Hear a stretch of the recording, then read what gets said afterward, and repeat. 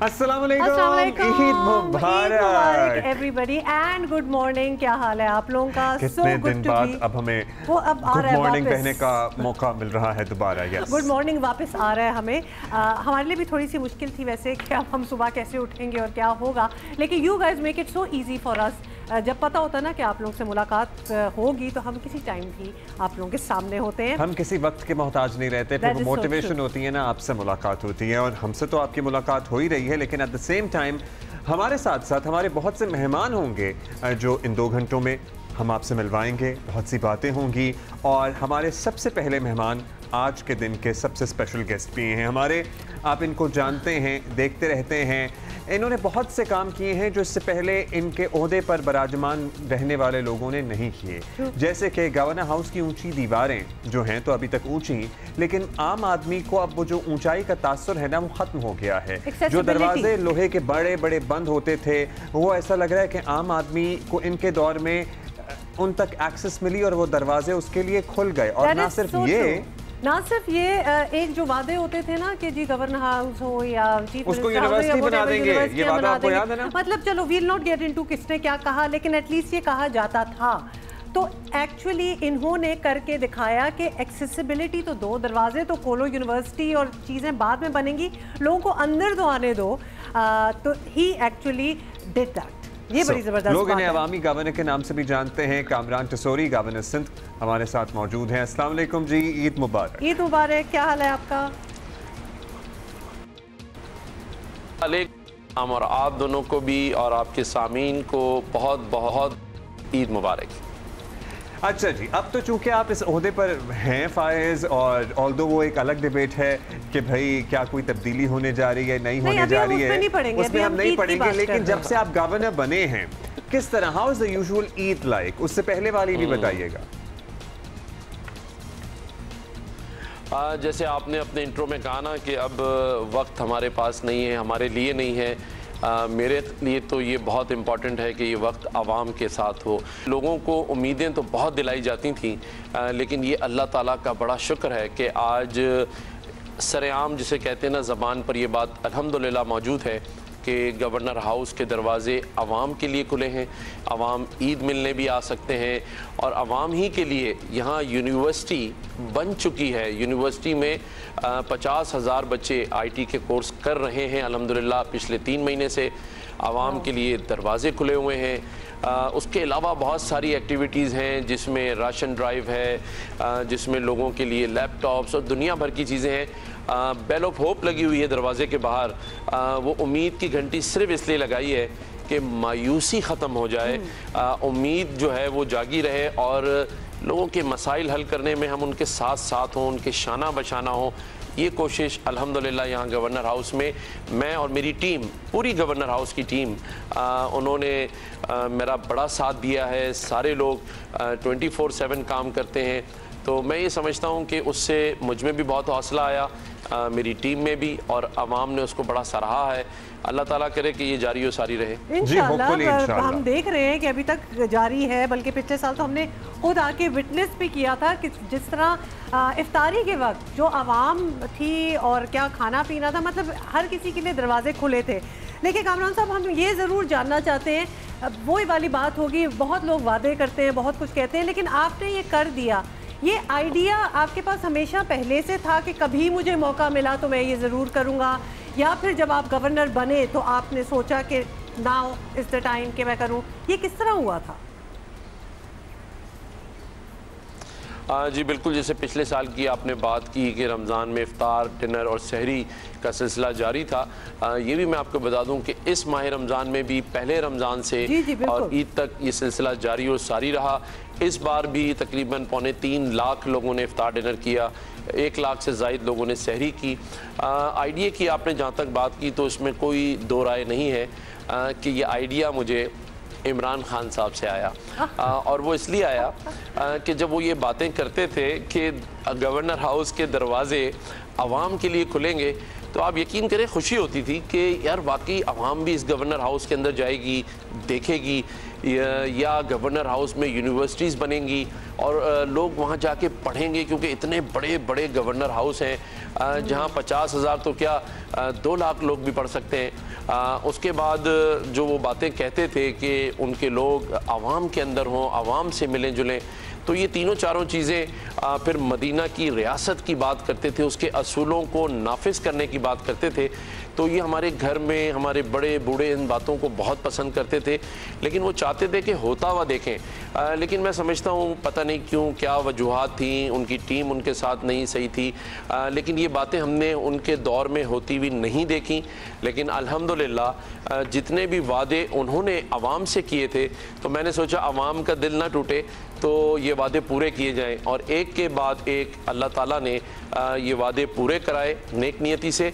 और अब मैं जो पिछले हफ्ते मौलाना तकी उस्मानी साहब से मिला, फिर मैं मौलाना इलियास कादरी साहब जो फैज़ान मदीना के बड़े हैं उनसे मिला, मुफ्ती नोमान साहब से मिला, और ये ख्वाहिश है कि मदीना की रियासत के कुछ असूलों को गवर्नर हाउस में सबसे पहले नाफिज कर दिया जाए, और उसके बाद पूरा ड्राफ्ट जो तकी उस्मानी साहब बना रहे हैं, मौलाना इलियास कादरी साहब की टीम बना रही है, मुफ्ती नईम साहब के बेटे मुफ्ती नोमान साहब बना रहे, मैं अपने लेटर हेड पे चीफ मिनिस्टर सिंध को ये ज़रूर रिक्वेस्ट करूँगा कि इन असूलों को सिंध गवर्नमेंट जो है वो नाफिजुल अमल कराए, क्योंकि स्ट्रीट क्राइम, लेकिन आप लोगों जब में कहते हैं खुशहाली कुछ तो का वो ना कहते हैं आना, फिर आप काम और से काम लोगों रखें।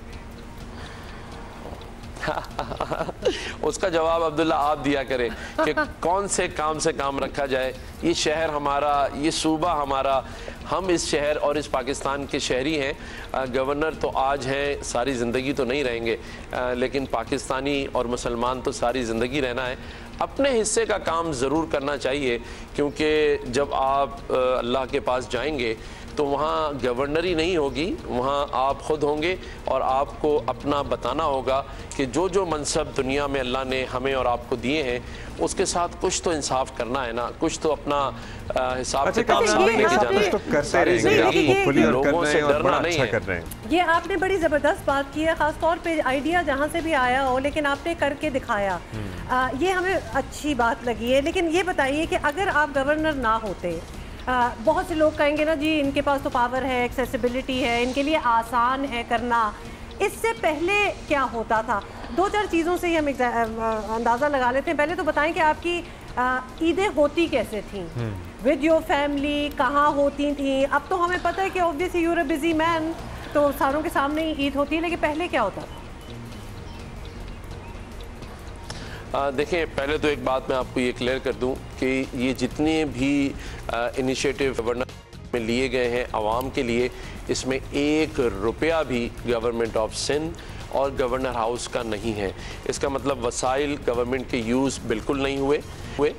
हाँ, नीयत और इरादा बिल्कुल मौजूद था, जिसकी वजह से ये हो पाया। आपको घर वालों के लिए, बच्चों के लिए, फैमिली के लिए टाइम मिलता है नहीं मिलता है? वो आपसे शिकायत करते हैं कि भाई अबू या बाबा हमारे पास तो आपके लिए टाइम नहीं है, या बेगम और बच्चे सब खुश हैं आपसे? देखें, मैं ये भी यहाँ कहता चलूँ कि मेरे बच्चों ने और मेरी बेगम ने एज ए टीम काम किया है मेरे साथ। वो भी बेल ऑफ होप पे काम करते हैं, बेटा भी मेरा सोशल मीडिया देखता है, बेटी मेरे लिए स्पीचेस लिखती है। हमने एक टीम बनाई पहले, तभी ये पॉसिबल हो सका है। 27वीं शब की मैं आपको बात बताऊं कि गवर्नर हाउस में सिर्फ 27वीं शब वाले दिन 4 कुरान शरीफ ख़त्म हुए। तमाम काउंसिल जनरल्स, नात ख़्वान जिन्होंने दुआएं कराई वो मौजूद थे, और उसके बाद रात को मैं 4 मसाजिद में गया 27वीं शब की दुआ के लिए, और सुबह जब 8:30 बजे मैं वापस आया तो मेरी बेगम मेरा इंतज़ार कर रही थी, और उनके चेहरे पे मुस्कुराहट थी, नाराज़गी नहीं थी। और ये भी अब्दुल्ला मैं बता दूं कि इस 18 महीनों में आप यकीन जाने हमने 16 से 18 घंटे ही काम किया है, लेकिन सुबह 5 बजे भी जब मैं अपने फैमिली के पास गया हूँ तो वो मेरा खाने पे इंतज़ार कर रहे होते थे। तो मैं समझता हूँ ये टीम मजबूत टीम बनी और फैमिली ने साथ दिया, इसीलिए पॉसिबल हो पाया। एक बात जो आप पूछ रही थी कि इससे पहले ईदें कैसी होती थी, तो इससे पहले वाली ईदों में तो ये होता था कि नमाज के बाद घर आके सो जाया करता था। फिर अम्मी के पास जाके लेट लंच होता था और सबसे ईदी वसूल होती थी और ईदी दी भी जाती थी। खैर ईदी देने का सिलसिला यहाँ भी जारी है, लेकिन उस वक्त टाइम ज़्यादा होता था।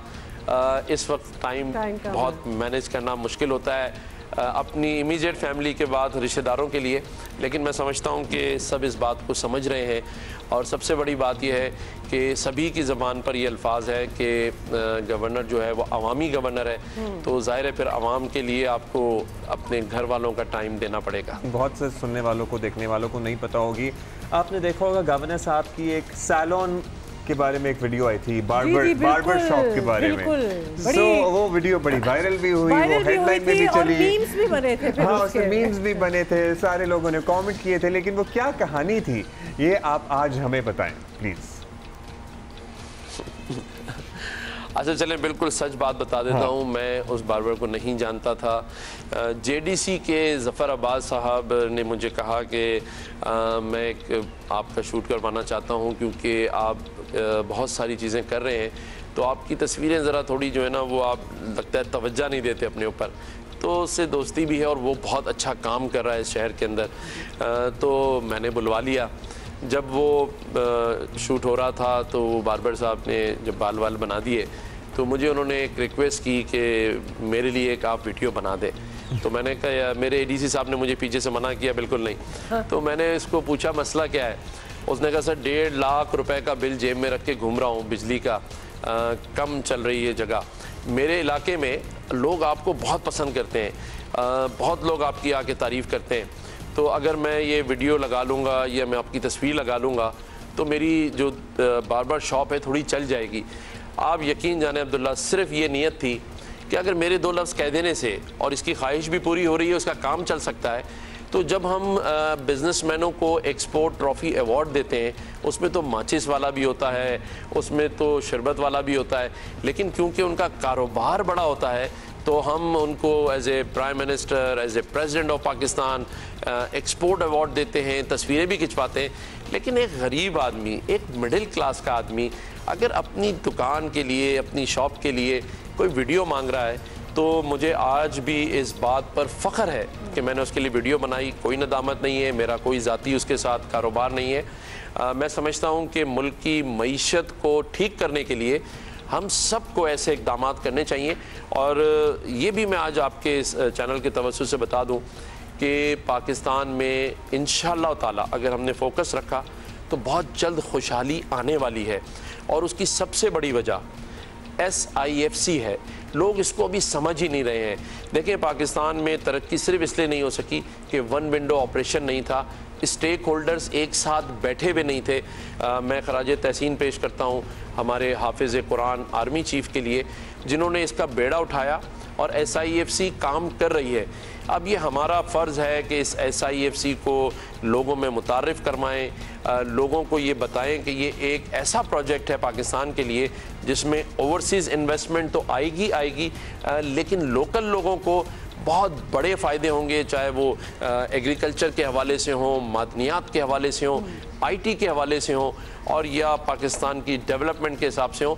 तो मईशत के ऊपर हमने ज़रूर बात करनी है, इसको आगे भी बढ़ाना है, क्योंकि बिल आखिर मईशत नहीं होगी तो हम अपने पैरों पे नहीं खड़े हो सकेंगे। और जो मैं अपनी टीम के साथ कर रहा हूं, बिल्कुल। और हमें अभी एक ब्रेक लेनी है, ब्रेक के बाद हम ज़रा कुछ सियासी बातें करेंगे। MQM क्या दोबारा से एक साथ मिलकर इस शहर की तरक्की के लिए कंट्रीब्यूट कर सकते हैं, क्या पॉसिबिलिटीज़ हैं, क्या नहीं हैं। सॉरी, हमारे साथ मौजूद है, बहुत सी बातें हो रही हैं। और इससे पहले भी हमने कुछ आपके भी सवाल थे जो over the past few months आप लोग भेजते रहे हैं, तो we are putting those as well governor साहब। लेकिन ये ज़रूर पूछना चाहूँगी, अभी हमने वो बार्बर वाली स्टोरी वाली सुन ली, माशाल्लाह बड़ा अच्छी नीयत से आपने किया, लेकिन जब कोई अच्छी नीयत से चीज़ हो रही हो और वो ट्रोल हो जाए और उस पर मीम्स बने, और आपको पता है सोशल मीडिया पे तो कोई कुछ भी कह सकता है, आपको फ़र्क पड़ता है इन चीज़ों से? डज इट इवन इफेक्ट ख़ासतौर पे सोशल मीडिया ट्रोलिंग या मीम्स वगैरह, आपको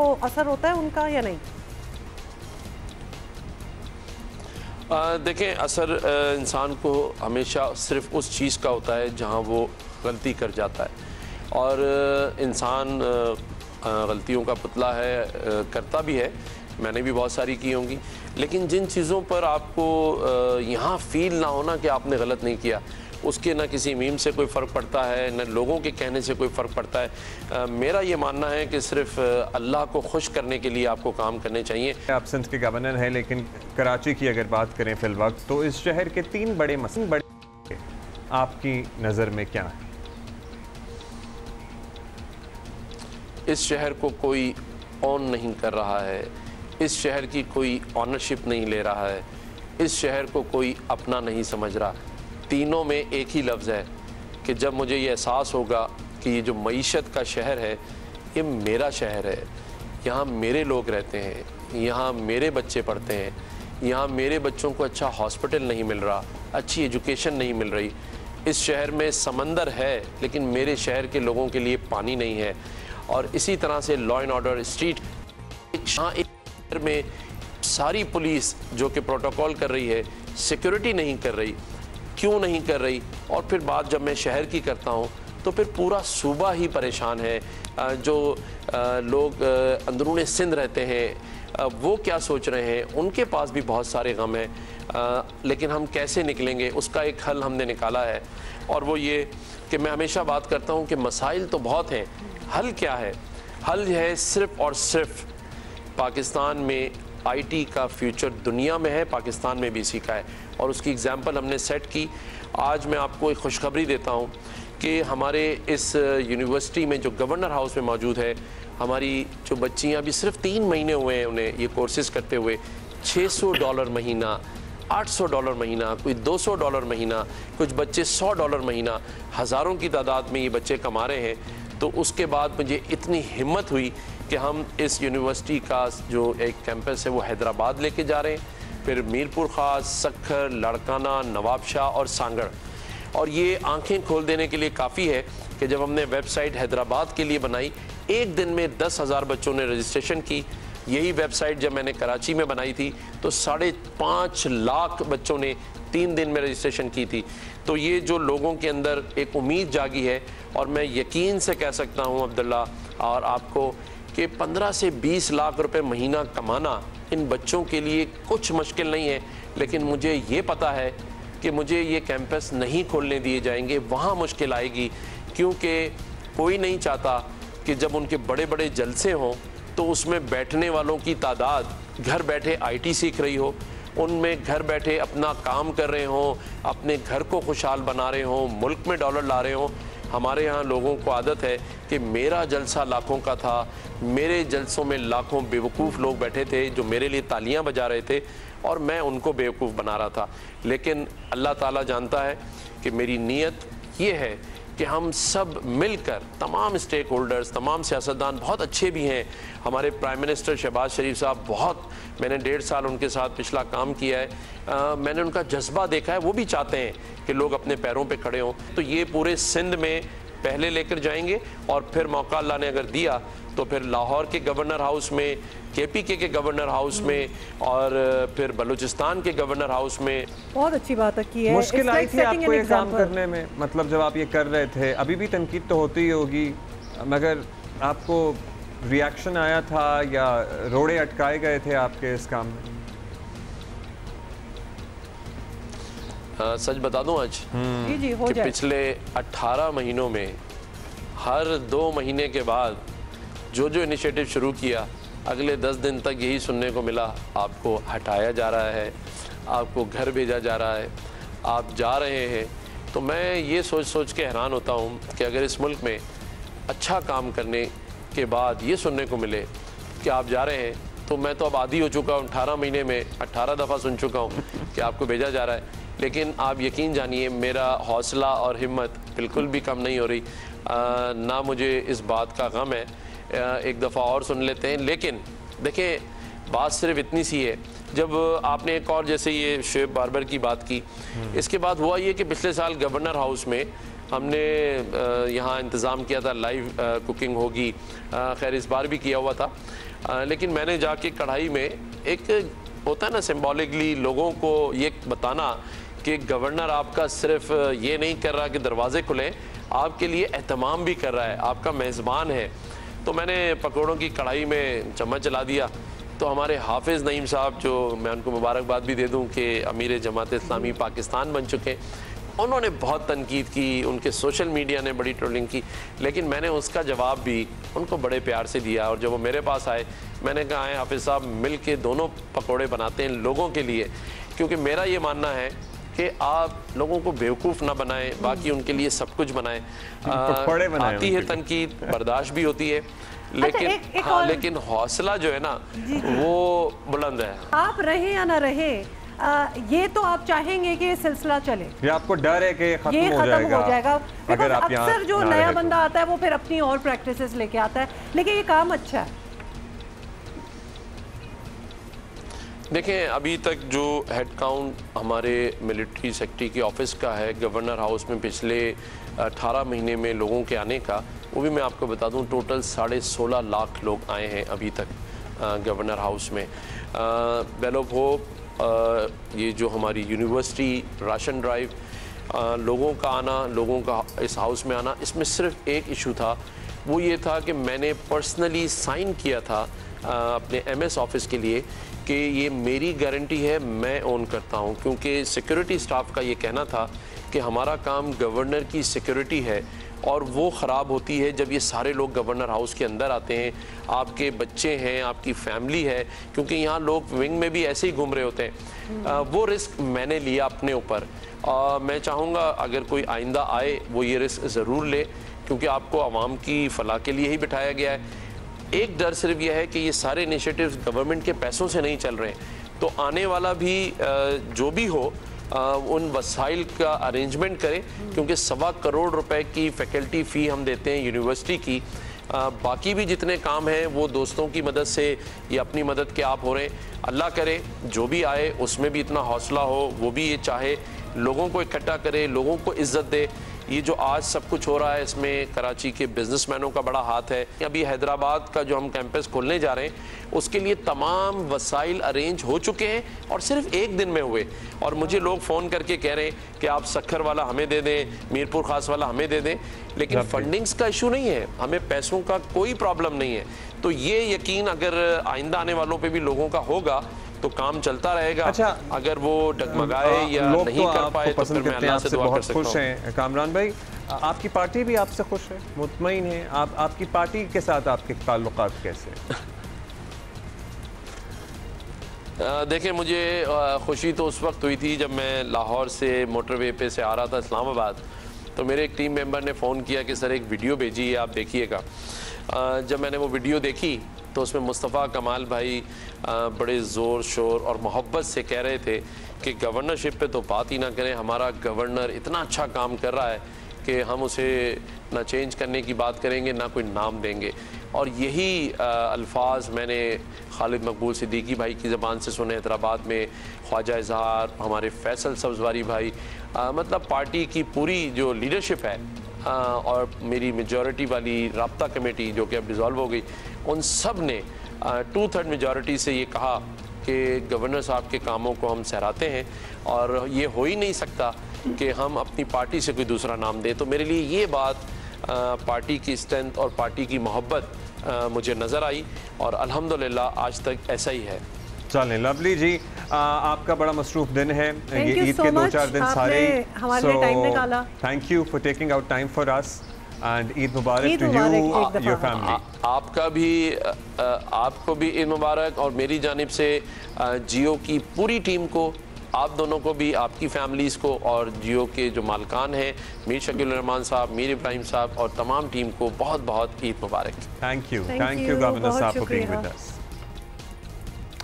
जी लवली, ब्रेक लेते हैं। एक लाइटर वेन में बातें ना हो गई बहुत सारी। आपको शोएब बारबर की कहानी भी पता लग गई। आई मस्ट बी वंडरिंग कि भाई म्यूजिक किधर गया, तो कहीं नहीं गया, इधर ही है म्यूजिक। और आज हमने हमारे अपने, हम इनको ना ओन कर रहे हैं। अर्शमान नईम को हम इसलिए ओन करते हैं क्योंकि ये एक बेबी थे, 12 साल के थे जब ये हमारी शो पे पहली बार आए थे। हमने इनको डिस्कवर किया था, क्या खूबसूरत आवाज़ है। फिर इनकी हमने मुलाकात, याद है, आतिफ असलम से मुलाकात किया, गप्पें करवाई थी और पूरा जो है वो दीवाना हो गया था इनकी आवाज़ का। आफ्टर दैट ये फ्रॉम टाइम टू टाइम हमारे शो पे आते रहे हैं। इनकी आवाज भी बदलती रही, खुद भी बदलते रहे और अब माशाल्लाह 18 साल के हो गए हैं। So we are very proud of him. क्या हाल है अर्शमान? ईद मुबारक। और हमें अनप्लग्ड मौसीकी सबसे अच्छी लगती है, इसलिए हमने अर्शमान को आज फिर ज़हमत दी है, दावत दी है। So thank you Arshman. और क्या कर रहे हो? सबसे पहले तो बताओ, पढ़ रहे हो, साथ साथ गाना कैसे चल रहा है? जी अब्दुल्ला भाई, मैं अभी जो है स्टडी कर रहा हूँ। I am studying pre medical और मैं सेकंड ईयर में हूँ। वंडरफुल, जबरदस्त। और फिर म्यूजिक का क्या स्टेटस है? गाना उसमें भी सीख जरा रहे हमारा हो, इंटरेस्ट है। उसकी डेवलपमेंट बताओ, म्यूजिक में क्या हो रहा है? नहीं, मैं जो है अभी बस साथ साथ अपने खुद गाने प्रोड्यूस कर रहा हूँ। मैं अब कवर्स से थोड़ा सा हट रहा हूँ और अपने खुद गानों पे जो है फोकस कर रहा हूँ, खुद प्रोड्यूस कर रहा हूँ, खुद ही कंपोज कर रहा हूँ। वो तो आप में से, if I am not wrong, Arshman बताना, आसिम अजहर के साथ भी जो आपने गाना किया था एक 2 साल, वो आसिम का गाना था। वो आसिम का गाना था, लेकिन आप थे उसमें। वो उन्हीं का था, वो एक रीमेक वर्जन था। ओके, उसका कैसा रिस्पॉन्स आया मुझे बताओ? उसका रिस्पॉन्स काफ़ी अच्छा था, मतलब 4 to 5 million views on YouTube is enough for Pakistan. Oh yeah, that's good a lot of views. उसके बाद Absolutely. आसिम भाई से राब्ता हुआ, कोई कांटेक्ट रहते हो किसी और से? कोई बिल्कुल रहते हैं, मतलब whenever I need some motivation तो I call him and he does that. तो क्या करते हो? कॉल करते हो तुम कहते हो कि मैं गाना छोड़ रहा हूँ, वो कहते हैं नहीं बताए बैठ के नहीं अर्शमान तुमने गाना गाते रहना, ये होता है? नहीं, मतलब काफ़ी दफ़ा जो है कभी कभी लो फील होता है, तो मतलब मैं उनको कहता हूँ कि आसिम भाई मैंने आपसे कुछ बात करनी है, तो मतलब I can share with him anything. मुझे एडवाइस देते हैं। That is so nice कि आपने वो रिलेशनशिप जो है वो डेवलप की है, और आसिम ने भी की है। हाँ बिल्कुल, it goes both ways and it goes a long way. इसके बाद लेके नहीं, मैंने कभी ये कवर ही नहीं किया है। इसके बाद अब हो जाएगी आपकी अभी मेरा मुलाकात, ख्याल है कि आपका जब ये ऑन एयर जाएगा तो hopefully you know he'll try or you should try to get in touch with him. Eid पे क्या करते हो? ईद पे क्या आपके घर आप ही की गानों की महफिल सजती है? कुछ नेबर्स, कुछ फैमिली, फ्रेंड्स, दोस्त, अब्बू अम्मी सारे पहुंच जाते हैं?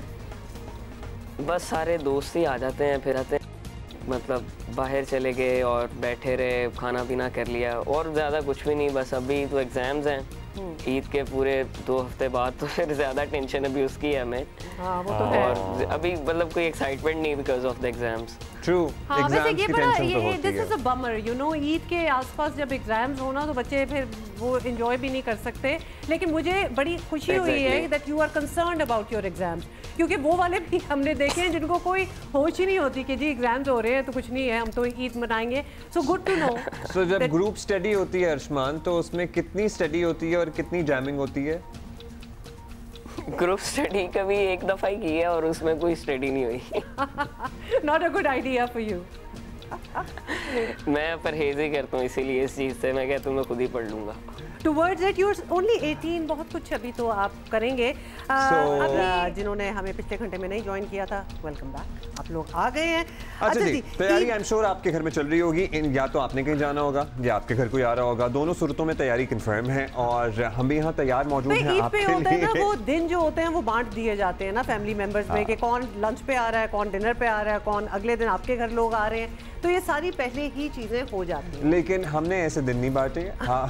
हमारे साथ जो अवेलेबल हुआ हमने उनको मदू किया है। समझे कि ये हमने एक पार्टी की हुई है ईद की, और हमारे गेस्ट जो हैं बस आते रहेंगे और हमारे साथ मौजूद हैं, जिनसे हम गाने भी सुन रहे हैं और हमारे मेहमानों से आपकी मुलाकात का सिलसिला भी जारी है। अभी हमारे साथ मौजूद हैं, वैसे तो आप मिलते ही रहते हैं through Geo Pakistan and otherwise in other TV channels, other TV programmes of Geo and other TV channels, लेकिन अभी ईद के लिए खुसूसी तौर पर हमने अपने यहाँ बुलाया है आज़मा बुखारी साहिबा को, जो वज़ीर इत्तलात पंजाब हैं। अस्सलाम वालेकुम जी, ईद मुबारक। ईद मुबारक आज़मा, कैसी हैं?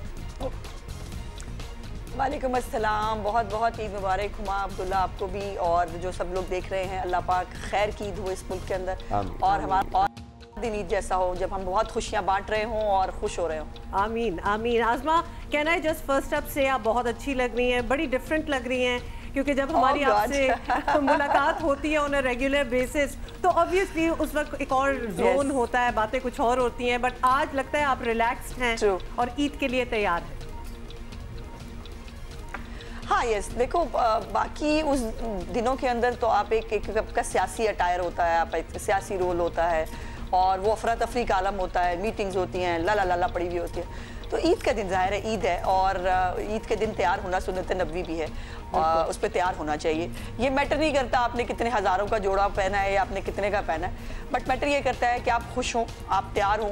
और मुझे तैयार होना थोड़ा लेट था लेकिन तुम लोगों की वजह से मुझे जल्दी तैयार होना। तो आज़मा, जब आपने पब्लिक आई में आना होता है, बी इट मैन और वुमेन, बड़ा मुश्किल होता है। इवन हम लोगों ने भी रोज़ टीवी शो करना होता है कि भाई कपड़े क्या पहने, क्या डिसाइड करें। बहुत से लोग जो है ना किसी की हेल्प ले लेते हैं, कोई स्टाइलिस्ट हायर किया हुआ होता है। सो जो आपकी वार्डरोब होती है every day, you know how you style yourself, जो आपने पहनना है, जो जूते, जो मेकअप, एवरीथिंग, ये आप सब कुछ खुद करती हैं या यू हैव अ कजन और अ फ्रेंड और एन असिस्टेंट जो आपको हेल्प करता है?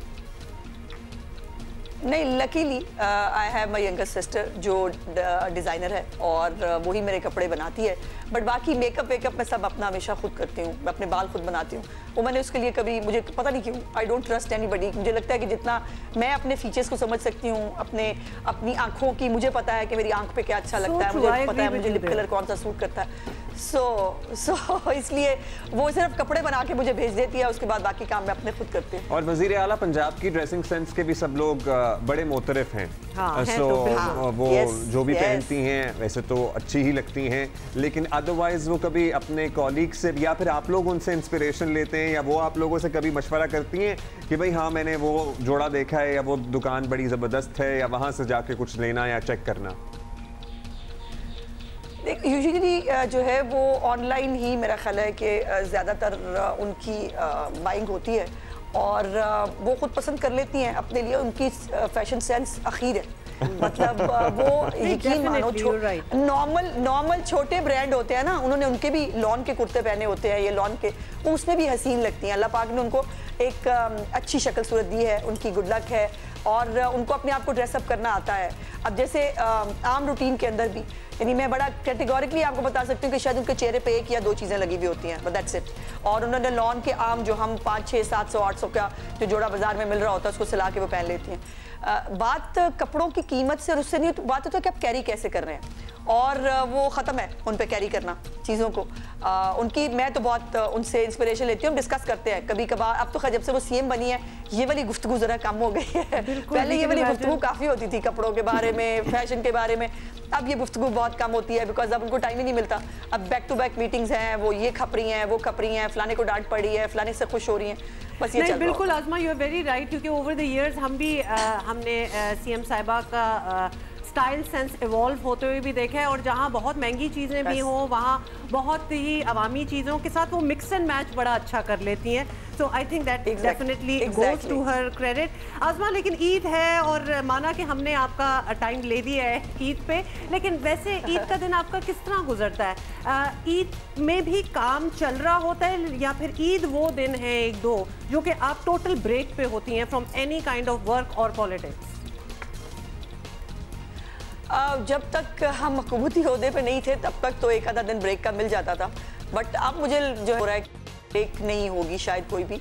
एक तो यकीनन देखिए सूबे के अंदर क्या हो रहा है अशियाए जो खुर्दोनोश है उसकी कीमतों से लेकर खुदा न खास्ता किसी जो अनअवॉइडेबल इंसिडेंट है उस तक आपको एक चेक रखना पड़ता है। सो इसलिए ये एक रिस्पॉन्सिबिलिटी जो है कि इसमें आप रिलैक्स नहीं हो सकते। एवरी टाइम आपको ऑन द टोज होना है और फिर चूँकि मेरी जिम्मेदारी आप लोगों के साथ है, सो जो खबर आ रही है, जो खुदा न खास्ता अगर कोई बात है जो आपके साथ शेयर करनी ज़रूरी है वो मुझे शेयर करनी है, तो मुझे नहीं लगता कि मैंने चांद रात भी ऐसे गुजरी, ईद भी ऐसे गुजरेगी। लेकिन अच्छी बात है अगर हम ईद वाले दिन भी लोगों की आसानी पैदा करने के लिए, लोगों की खुशियाँ जो है वो बांटने के लिए, उसमें मजीद इजाफा करने के लिए अगर कोई काम कर सकते हैं तो हमें करना चाहिए। अच्छा, मरियम नवाज साहबा पहली दफ़ा वज़ीर आला बनी है, ज़ाहिर है अभी नई हुकूमत है, चैलेंजेस तो अभी से बहुत बड़े सारे हैं। आप लोगों से जब आपको ये जिम्मेदारी तफवीज़ की गई, कोई उन्होंने ब्रीफिंग दी थी कि आज़मा मुझे ये तवक्को है आपके रोल से कि आपने इस तरह से मामलात को लेकर चलना है, या आपने मीडिया या सहाफ़ियों या टीवी चैनल्स या अखबारात में आपकी ये पॉलिसी होगी या ये अपीयरेंस होगी या ये बयानात होंगे, या डे टू डे ये ब्रीफिंग होती है, या इनिशियली जब when you were designated this role did she explain to you कि भाई हाँ ये मुझे चाहिए अपने इंफॉर्मेशन मिनिस्टर में? यस इंडीड, और उनको करना भी चाहिए था। एक तो मैं चूँकि खुद सेक्रेटरी इंफॉर्मेशन हूँ पंजाब की, अभी तक पार्टी के अंदर मैं 4 साल से ये रोल प्ले कर ही रही थी, लेकिन जब उन्होंने मुझे बताया और मुझे कहा तो उनके 2 जुमले थे बड़े क्लियर। एक तो उन्होंने कहा कि मेरी ख्वाहिश ये है और मुझे पता है कि तुम ये बहुत कामयाबी से कर सकती हो, एक तो एक्सेसिबल होना हर एक के साथ, और ये ना हो कि कोई ये कहे कि आप मिल नहीं सकी। सो हर एक के साथ जो हमारे रिपोर्टर्स हैं, रिपोर्टर से लेकर एडिटर्स, एडिटर से लेकर मतलब न्यूज़ डायरेक्टर्स, और सबके साथ आपको जो है वो इन लाइजोन होना चाहिए, जो मैं कोशिश कर रही हूँ। दूसरा, उन्होंने कभी ये ब्रीफ नहीं किया क्या करना है और कैसे करना है। ये यकीनन डे टू डे की तो ज़ाहिर है हम बैठते हैं, बात करते हैं कौन सी चीज़ के ऊपर कितनी सेंसिटिविटी की ज़रूरत है, और खुदा न खास्ता भी जो पिछले दिनों में इतनी तेज़ी से इजाफा हुआ है बच्चों के ख़िलाफ़ और ख़वातीन के ख़िलाफ़ जराइम पे, इस पर वो बहुत कंसर्न है, और इसके ऊपर फौरी तौर पर वो मुझे मैसेज भी करती हैं, अपना जो नोटिस लेती हैं वो भी मुझे गाइड करती हैं, फिर उसके बाद हम फॉलो अप लेते हैं कानून नाफिज करने वाले इदारों से। और अल्हम्दुलिल्लाह मुझे कहने में बहुत खुशी हो रही है कि इस वक्त जब से वो चीफ मिनिस्टर बनी है, कोई एक ऐसा वाक़या नहीं है जिसके अंदर पुलिस का रिस्पॉन्ड टाइम जो है वो चंद घंटों से ज़्यादा हो, और 24 घंटे से पहले तमाम मुल्ज़िमान हमने गिरफ्तार किए हैं। तो ये एक यकीनन ये एक उनके लिए कंसर्न का बायस है, जिसके ऊपर रियली भी हमारी जो है वो गुफ्तगू होती रहती है। अच्छा, ये बताइएगा आसमा, आपकी ज़ात से मुतालिक बड़ा मुश्किल है ख़वातीन के लिए सब कुछ मैनेज करना और अच्छी तरह करना। आपने अपना घर चलाना होता है, you have your family, then if you are a professional you have your profession, and if you are a politician, a political professional, तो उसकी डिमांड्स तो बहुत ज़्यादा होती हैं। How does one manage that? और ओवर द ईयर्स आपने खुद भी इवॉल्व डेफिनेटली किया होगा, कुछ आपने प्रैक्टिसेस अडॉप्ट की होंगी, कुछ जाने दी होंगी, वो ज़रा हमें बताएं कि वो टाइम मैनेजमेंट, वो रिस्पॉन्सिबिलिटी मैनेजमेंट कैसे करती हैं आप? ये बड़ी लॉन्ग स्टोरी है। अब तो मुझे it's been I think 21 years in politics, और जब मैंने पॉलिटिक्स ज्वाइन की थी मेरे बच्चे बहुत छोटे थे। बेटी मेरी गालिबन 3 साल की थी, बेटा मेरा 1-1.5 साल का था, और उस वक़्त यकीनन जो है वो इतनी मसरूफियत तो नहीं थी, लेकिन मैंने एक मैनेज किया। मैंने जो है वो मैं वीकेंड जो है वो ज़रूर फ्री रखती थी अपने बच्चों के लिए। मैं उनके साथ जॉयलैंड भी ज़रूर जाती थी हर वीकेंड के ऊपर, मैं उनके साथ झूलों पे भी बैठती थी, और अपने बच्चों को जो है मैंने पढ़ाया खुद है। मेरे बच्चों के लिए कभी कोई ट्यूटर नहीं आया, मैंने किसी को उनको ट्यूटर नहीं लगवाया था, मैं अपने बच्चों को खुद पढ़ाती रही। और अब तो बेटी मेरी माशाल्लाह डेंटिस्ट बन गई है, बेटा मेरा इलेक्ट्रिकल इंजीनियर है, और अब तो मुझे लगता है कि मैं गंगा नहा ली हूँ। और अब उनकी और तरह की वो है, अब वो बेटा किस वक्त घर से आ रहा है, किस वक्त घर से जा रहा है, जो है वो बेटी को जो है वो फलानी चीज़ पे भाई से लड़ाई हो गई है, अब ये वाले मामलात होते हैं, अब इसको देखना पड़ता है। बट मैं कोशिश करती हूँ कि बच्चों के साथ, अब जब से गवर्नमेंट में आई हूँ तब से मुझे लग रहा है कि थोड़ा गैप शायद बढ़ रहा है। मैं घर भी आ जाती हूँ तो मैं हर वक्त फ़ोन पे हूँ, अब ये खबर जाने वाली है, अब ये फलाना होने वाला है, अब इसका रिबटल आएगा, तो वो मेरे पास बैठे भी होते हैं, तो उनको फिर भी मुझे लगता है कि दे आर फीलिंग कि मैं थोड़ा सा बट अब बच्चों के पास भी बाय द वे उतना टाइम नहीं है मेरे लिए, ये मैं भी फील करती हूँ बाय द वे। जी जी, आपके बच्चे तो माशाल्लाह बड़े हो गए हैं, अब तो 5-6 साल ऑनवर्ड्स बच्चों के पास टाइम नहीं होता। माशाल्लाह, दैट इज सो कमेंडेबल कि आपके इतने अभी से नहीं है, अभी से नहीं है। अच्छा, आपके इतने बिजी करियर में और इतने डेवलपमेंट्स में माशाल्लाह बच्चे भी बड़े अच्छे बन गए और प्रोफेशनल्स बन गए, so that is very good. Family जो होती है, क्योंकि आम तौर पे हमने देखा है पाकिस्तान में ख़वातीन अगर काम कर भी रही हों तो शौहर या फैमिली एक तरफ तो सपोर्ट भी डेफिनेटली होती है और शायद इसीलिए काम भी कर रही होती है, एक्सपेक्टेशन भी डबल होती है, लेकिन एक्सपेक्टेशन बहुत होती है, और साथ बॉर्डर लाइन तनकीद भी चल रही होती है, एक प्रेजेंस भी डिमांड की जा रही होती है कि तुम्हारी ज़रूरत है।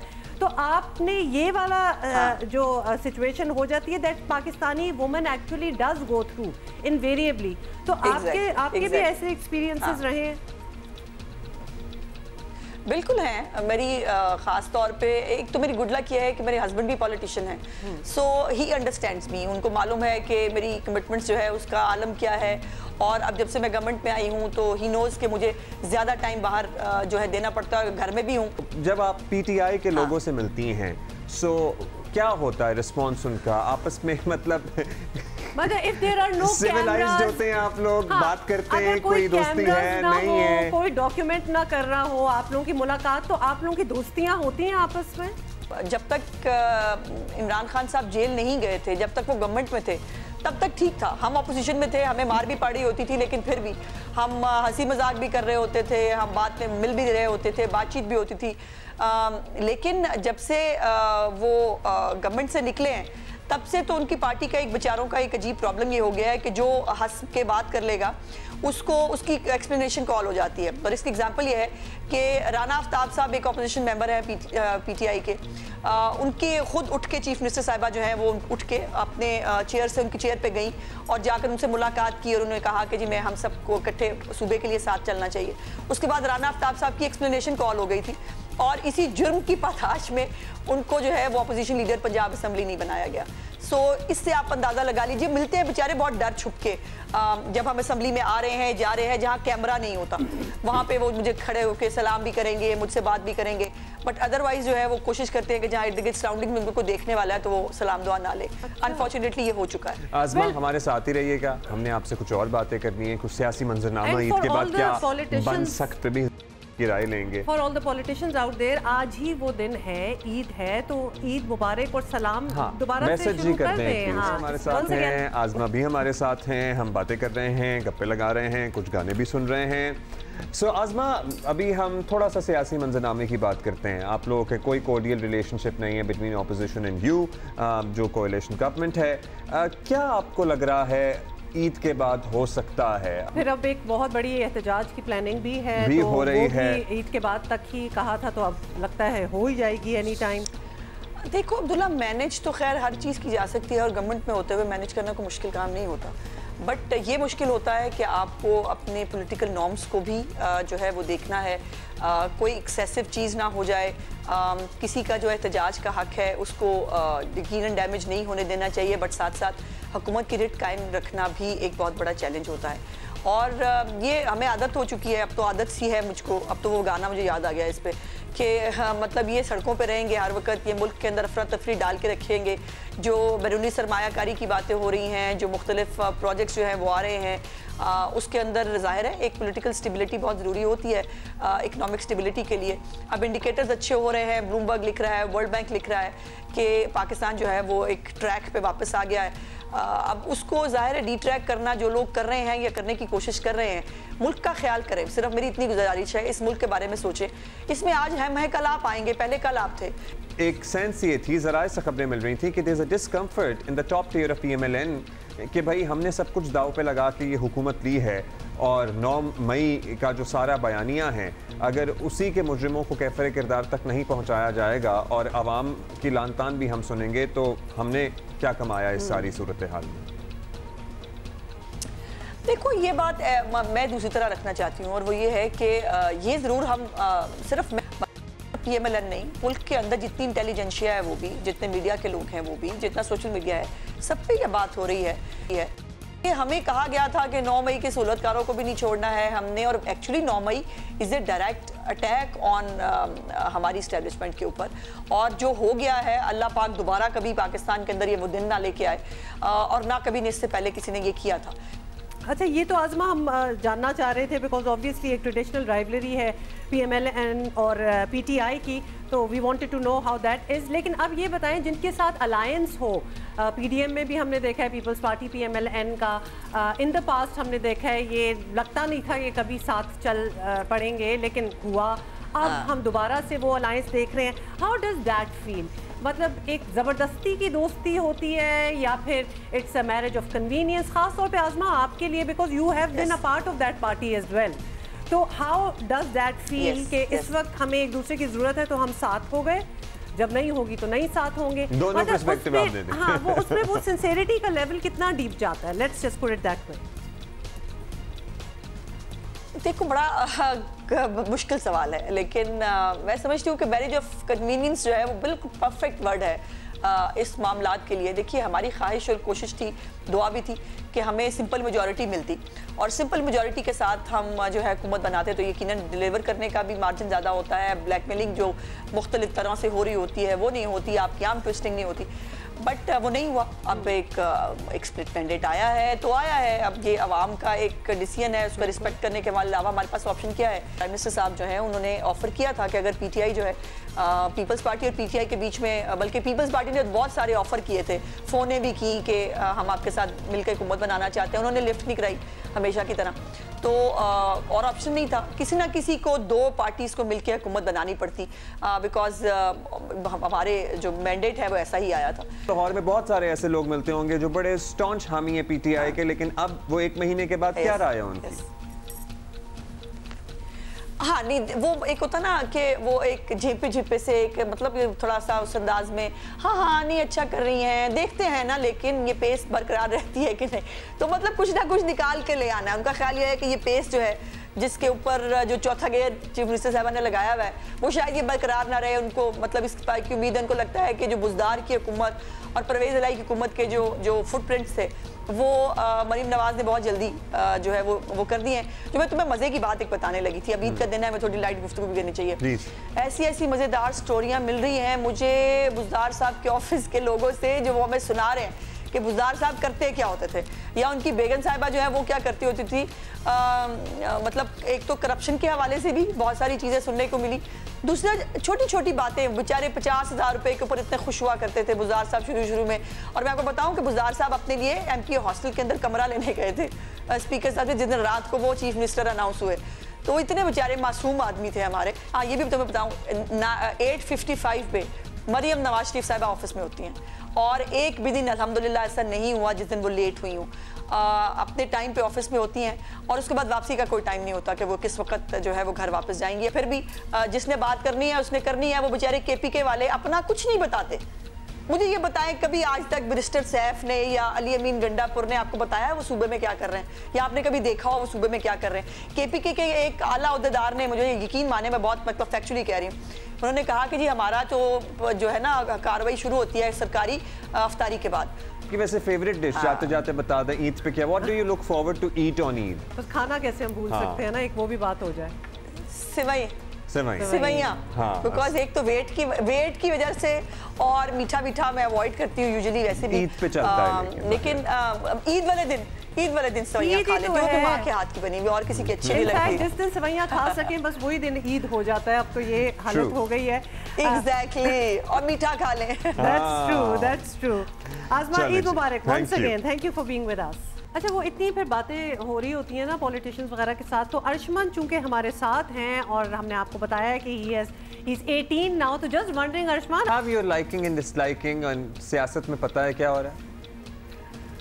मतलब बस जो हो रहा है आप सबको ही पता है, किसी से ढकी छुपी नहीं है क्या चीज़ नहीं हो रही, मतलब एवरीबॉडी नोज के कौन सही है कौन गलत है। अच्छा, ये ज़बरदस्त बात ये लगी है, देखें हमारा बच्चा बड़ा शऊर है बच्चों में, और सारों को पता है कि एक्चुअली हो क्या रहा है, जैसे कि इशारा अर्शमान ने भी दे दी है। बाज़ औक़ात में से गलत और सही नहीं भी होता, so you have to find your navigate your ways वो in तो as well. I am sure आप इतने स्मार्ट हो अर्शमान कि आपको ये पता ही होगा कि every news is not might not be real और ट्रू, और जो भी बात हर दफ़ा की जा रही होती है वो सच नहीं होती है। फाइनली ये बता दो अर्शमान, और किसी के साथ कोलैबोरेशन कोई सिंगर, क्योंकि माशाल्लाह हाँ टैलेंट आपका बड़ा अच्छा है, तो किसी के साथ करना चाहते हो तो इस प्लेटफॉर्म पे बोल दो। मुझे किसके साथ करनी चाहिए? मुझे आतिफ असलम के साथ ही करनी चाहिए। वो बचपन से वो तुम्हारा ना वो फंसा हुआ है अर्शमान कि आतिफ असलम के साथ यू वांट टू सिंग। इंशाल्लाह हो जाएगा। Thank you Usman, Eid Mubarak. Thank you for taking out time on Eid especially for us. Eid Mubarak. और हमारे साथ बहुत से मेहमान मौजूद हैं जिनका ताल्लुक मुख्तलिफ शोबों से है। सियासी मेहमान तो हैं ही, और सियासत में भी मुख्तलिफ सियासी जमातों के रिप्रेजेंटेटिव मेहमान हमारे साथ आज मौजूद हैं। ज़रा हम कुछ और बातें करेंगे। सियासत तो सारा साल चलती ही है, लेकिन कोशिश करेंगे कि उनकी अपनी ज़िंदगी के बारे में, उनके सियासी सफ़र के बारे में, लेकिन वो सियासी बातें हो जाती हैं, अल्टीमेटली हो जाती हैं, तो वो भी होंगी। बैरिस्टर मोहम्मद अली सैफ हमारे साथ मौजूद हैं, मुशीर इत्तलात हैं, खैबर पख्तूनख्वा हुकूमत के, पाकिस्तान तहरीक इंसाफ के सीनियर रहनुमा हैं। अस्सलाम वालेकुम बैरिस्टर सैफ, ईद मुबारक सर आपको। बैरिस्टर सैफ, क्या हाल है आपका? जी वालेकुम अस्सलाम, और ईद मुबारक आप दोनों को भी, और सब सुनने और देखने और अच्छा, मैं सोच रहा था कि आपके नाम के साथ ना हिस्सा बन गया है बैरिस्टर सैफ। कोई आपको सैफ भी कहता है या सारे बैरिस्टर सैफ ही कहते हैं? मेरे ख्याल में सिवाय मेरी बीवी के और कोई मुझे बैरिस्टर सैफ के अलावा ना सभी इसी पे शुक्र कर ले बैरिस्टर सैफ के आपके नाम से पुकार रही है, वरना बीवियां और भी बड़े नाम यूज कर लेती हैं। नहीं, वो नाम भी वो यूज करने में कोई हिचकिचाहट महसूस नहीं करती, लेकिन बहरहाल कहती सैफ ही है। चले, वंडरफुल। अच्छा, ये बताइएगा सबसे पहले तो बिकॉज ईद का दिन है और जब हम लोग आपसे आम दिनों में बात करते हैं तो वो इतनी पॉलिटिकल बातें होती हैं कि लगता नहीं है कि जिनसे हम बात कर रहे हैं उनका कोई डाउन टाइम भी होता होगा। ईद तो वैसे ही आपको पता है छुट्टी है, रिलैक्सेशन है, तो आप लोगों को और ख़ासतौर पे आपको टाइम मिल जाता है? आप do you allow yourself to be relaxed कि जी आज ईद है, no office talk, no politics? Eid के दिन तो मैं जिस बात की ज़्यादा मुझे खुशी होती है वो ये है कि मैं अपने आप को ये यकीन दिलाने में कामयाब हो जाता हूँ कि आज मैं चाय आज़ादी के साथ पी सकता हूँ, क्योंकि जब तक मैं चाय सुबह ना पीऊँ मेरा दिन का स्टार्ट बहुत बुरा होता है। तो रमज़ान में ये बड़ा तो मुश्किल रहा होगा आपके लिए फिर।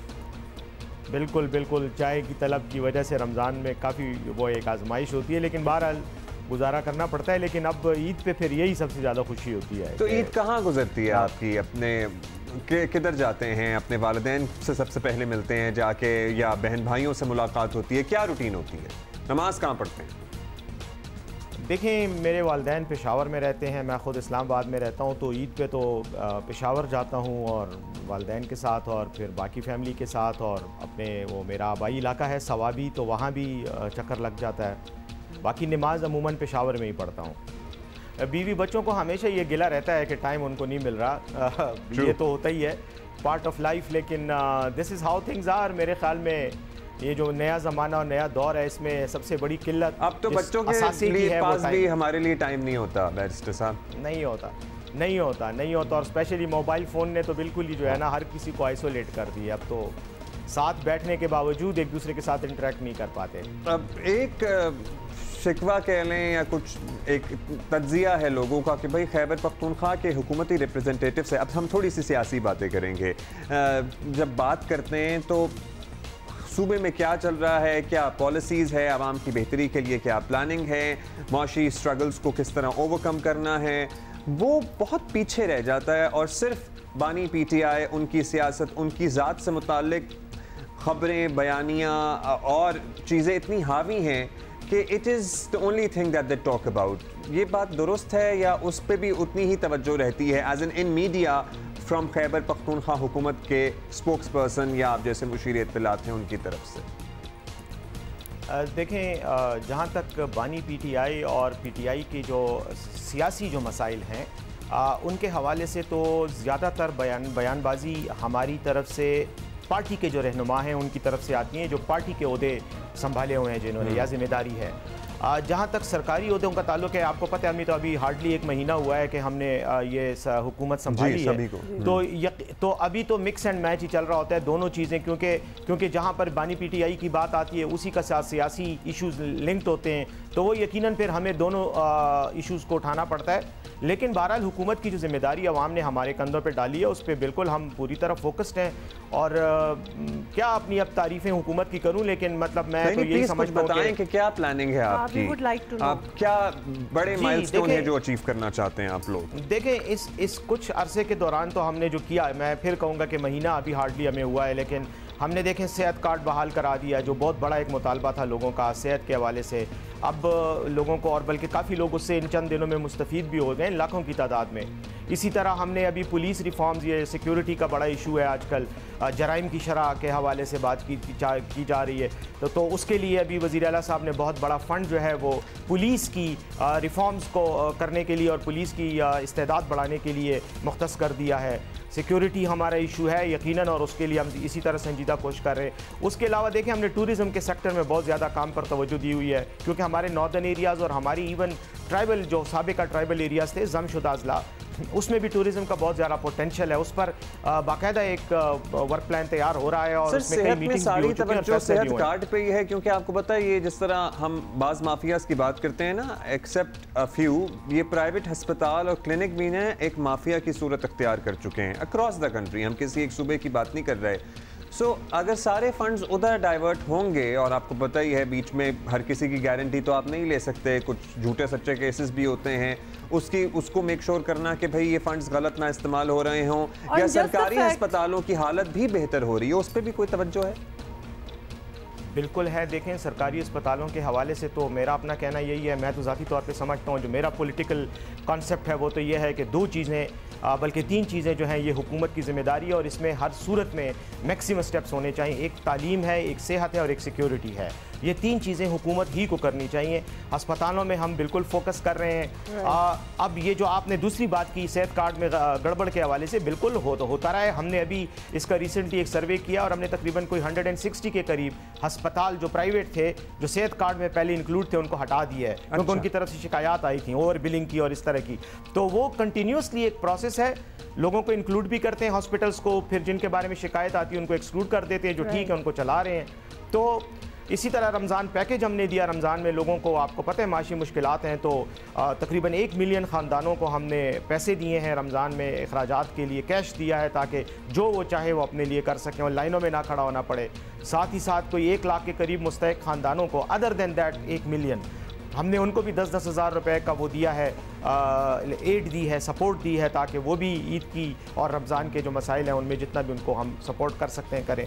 तो इस तरह के इक़दाम हो रहे हैं। इंशाल्लाह आइंदा आप देखेंगे जब अनफोल्ड होंगे तो इंशाल्लाह आपको खैबर पख्तूनख्वा तमाम पाकिस्तान से बेहतर परफॉर्मेंस करते हुए नजर आएगा। Looking forward to that. PTI ने जो एहतजाज की एक कॉल दी हुई है, उसकी अगर आप कुछ डिटेल्स शेयर कर सकें, क्योंकि हमें सिर्फ ये पता है कि ईद के बाद है।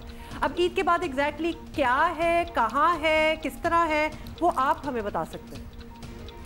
देखें, पीटीआई ने तो एहतजाज की कॉल पहले से दे रखी है और इस सिलसिले में कई जगहों पे हमारे मुजाहरे और जलसे हो भी चुके हैं all over the country. KP में भी हुए हैं, बाकी जगहों में भी हुए हैं, और उसमें एक ही जो उसका जो मैनिफेस्टो है उस मुतालबे का या उस मुजाहरे का, वो यही है कि एक तो खान साहब के हवाले से जो मनगढ़ंत केसेस हैं ये ख़त्म किए जाएँ। दूसरी जो मेन जो पॉलिटिकल इशू है वो ये है कि ये जो इंतखाबात में धांधली हुई है और हमारे कई नताइज फॉर्म 45 में एक हैं, फॉर्म 47 में दूसरे हैं, जीता कोई और है और जितवाया किसी और को गया है। तो इन इश्यूज़ के ख़िलाफ़ हमारा मौक़िफ़ यह है कि एक हाई पावर्ड जुडिशल कमीशन बनाया जाए सुप्रीम कोर्ट के तहत, और उसको कहा जाए कि वो इस धांधली की इंक्वायरी करे और शफाफ रिजल्ट है। और इसमें जो एहतजाज अब ईद के बाद की आप बात कर रही हैं, यकीनन पीटीआई ने तो कॉल दी है, लेकिन पीटीआई के साथ साथ और पार्टीज़ ने भी कॉल दी है, और हम ये भी प्लान कर रहे हैं कि हम बाकी जो अपोजिशन पार्टियाँ हैं मुल्क में, ख़ास तौर पर JUI और बलोचिस्तान की कुछ पार्टियाँ हैं, उनके साथ अख्तर मेंगल साहब के साथ, महमूद खान चकजई के साथ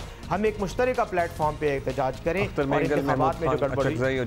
अच्छा, ये तो आपका एहतजाजी सियासत भी एक तरफ चलती रहेगी, रिकन्सिलिएशन का भी आपको लगता है कि कोई इम्कान है, या इस्टेब्लिशमेंट के साथ या मुख्तदर हलकों के साथ आपके मामलात कुछ बेहतर होने चाहिए या होंगे? क्योंकि एक तरफ वो खबरें थी कि भाई आपकी काबीना का इजलास हुआ है कोर कमांडर्स हाउस में। जहाँ तक रिकन्सिलिएशन का ताल्लुक है तो बिल्कुल हम चाहते भी हैं, और इंशाल्लाह मुझे उम्मीद है कि रिकन्सिलिएशन हो भी जाएगी। हमारे इख्तिलाफात किसी बड़े लेवल पे नहीं हैं, चंद इश्यूज़ के ऊपर हैं, और मेरे ख़्याल में इस्टेब्लिशमेंट और पीटीआई के दरमियान उनको हल करना कोई इतना बड़ा इशू नहीं है। सिर्फ थोड़ा सा नरमी दोनों तरफ से दिखाने की ज़रूरत है। बुशरा बीबी की तरफ से ये शिकायत आई थी कि उनकी तबीयत ख़राब हो रही है, और स्लो पॉइजनिंग का मैंने ख़ुद उस पर बयानात दिए थे। फिर हमने उसका तदारक करने के लिए चीफ सेक्रेटरी पंजाब को केपी हुकूमत की तरफ से एक लेटर लिखा कि आप हमारे डॉक्टर्स की टीम को और शौकत खानम अस्पताल के डॉक्टर्स की टीम को अलाउ करें कि वो उनका चेकअप कराएं, उनका मुआयना करें।